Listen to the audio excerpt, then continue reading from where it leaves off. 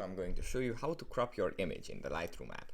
But before that, don't forget to subscribe and leave a comment down below, because at 10,000 subscribers I'm going to show you my whole YouTube revenue statistics and growth strategy. So without further ado, let's jump right into it. First, we have to open up the Lightroom app, and after we open up the Lightroom app, we have to select a picture that we want to edit. Let's say it's this one. Here in the right side of the panel, there is this little cube, or I'm not sure what this is called, this little icon. Crop and rotate.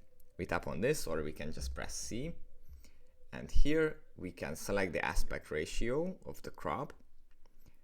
Let's say it's a 16 by 9, and then if we move the edges and the corners of the image, we can crop it so it best fits our artistic vision.